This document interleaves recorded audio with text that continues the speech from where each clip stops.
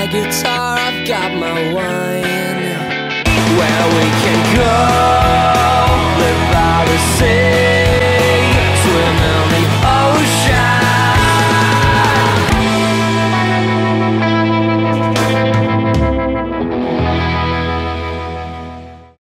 Hi, welcome to a very exciting episode of Road to Vino. Oh, I'm a little bit giggly. Freezing! You know why? Because right behind us is a very special plot of dirt. 150 years old these vines are, and see that church? That was built by settlers who came out from Germany. We are standing in the vineyard that is called Gnadenberg, translates to... Actually, Hill of Grace. Hill of Grace. This is the stuff that legends are made of, and this is the stuff that wine dreams are made of. Our wine dream, first cracking wine that we actually invested serious funds with. Yes. Justin and I were in Melbourne with our respective girlfriends, about 10 years ago or something. Yes. And they were clothes shopping on Chapel Street, and we just could not be bothered trying on jeans and $300 shirts. So we pulled our funds and bought a bottle of Hill of Grace. $500 it was, 1990. One of the best goddamn wines I'd ever tasted. Guys, we're really excited about this. This is one of those great moments that we managed to wrangle in this journey, and we look very forward to it. Come with us while we experience Hill of Grace.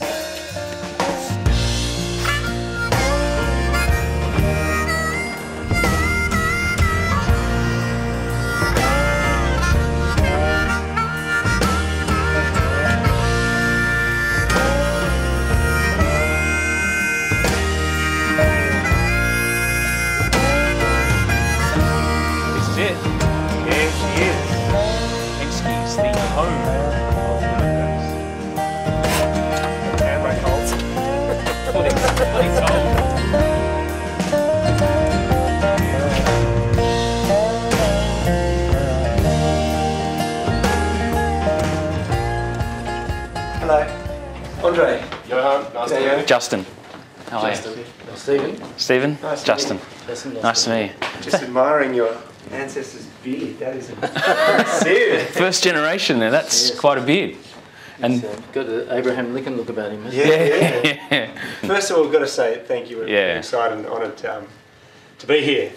Pleasure, lovely to meet you. And look, we're in your hands, but we'd love to know all about it. We got our experiences, obviously we've had some as well with the wine, but listen, man, I sound like an idiot. I feel like I'm meeting It's like a giggly girl here. Well, you know, Do you want to touch him?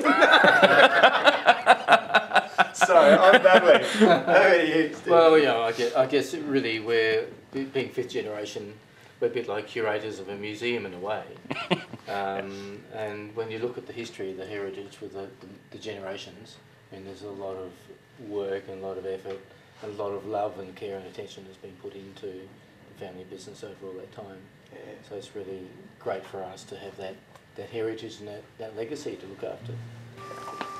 This is the old two-storey winery building that they built back in the early 1860s. And down here is quite interesting. There's some inscriptions on the stonework. 1901, 1660 gallons. In 1902 down here next to you, 1,400 gallons. So it gives you an idea of the amounts of wine they made in those That's years. like a tank there. Yeah, and that was, we understand that was the original red wine fermenter. And the deer's head is a sort of part of our emblem, but that was shot by my grandfather up here in the woods. Are you kidding? Wow. Come on through. So here we have really the some remnants of the wineries that would have been. Sounds amazing, but these gorgeous old stone jars, my grandfather used to fill from barrels, and he'd put the tag around the top of whose it was and leave it at the local shop down in Cainton on the step for them to collect. It's like the milk. It was just a lovely honour system. I don't know how he got paid for it, but I guess he went to church and they probably gave him a few dollars out of their pocket or something or other later on. But it's just a really great old historical way of selling wine. The origins of the flagon. Yeah. That old crusher there, that old wooden crusher, was where the first grapes were crushed in those early days. So this is an original piece of winemaking history for us. How old is this?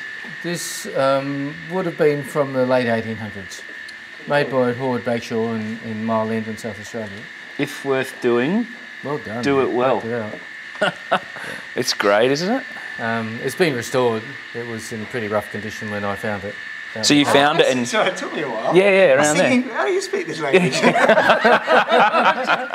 The slow one. Bagshaw has always put a little coded message on everything they made. Yeah. That's just gorgeous. I was thinking, is it Welsh? It still works. So we crush the grapes. So turn it, and you can see the beaters turning inside and how it crushes the grapes. Wow. Right down in here. So these are the original underground concrete tanks. They hold 1,000 gallons in the old money. They're wax coated. The fall vintage, guys get down in there. I did it when I was young. Scrape off the old wax and then melt fresh wax onto the walls to seal the concrete. Sounds hard. Sterile. In the middle of summer, it's a sauna down there. Wow. It's hard work. Yo's done it. See, there is actually a bit of hard work involved in making There's some hard work. this one. Yeah. And then there's an operation here where you basically just wind. That wasn't a part of it. You wind the press down onto the grapes and press out the. So is this original? Yeah. Wow. Built in around about the turn of the century. And you imagine, they probably would have crushed maybe 100 or 200 tonne in those days, and they wouldn't have done it before breakfast. There's a fair bit of work in terms of all the logistics of hand pickers, the wagons, the horses, bringing the fruit in, crushing the grapes, fermenting it, draining it, getting it then eventually off into big old barrels like these. And then selling it in those gorgeous little pottery jars, the krugs. Some very happy, very lucky parishioners. By the sounds of things. Absolutely. Yeah. It's interesting historically that a couple of things have changed. One is the style of wines changed from fortified wines, or really table wines, to fortified wines back to table wines. And my father was one of the earliest to recognise that table wines are much better suited to this region, this Eden Valley region. The Eden Valley is a higher part of the Barossa.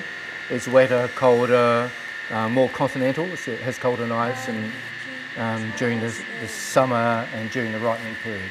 So you don't get as higher alcohol in the wines, and you get much finer, purer flavours in Riesling and Shiraz and what have you. And he was one of the first winemakers in the region, I guess. And back in those days, it was just called the Barossa. And he recognised how important Eden Valley was. He was one of the first to start making red table wines like Mount Eddleston, Hill of Grays, our Eden Valley Riesling, and then finding a market. And the market, interestingly, in those days was a lot of the Europeans who came out after the Second World War. A lot of the Italians and Greeks.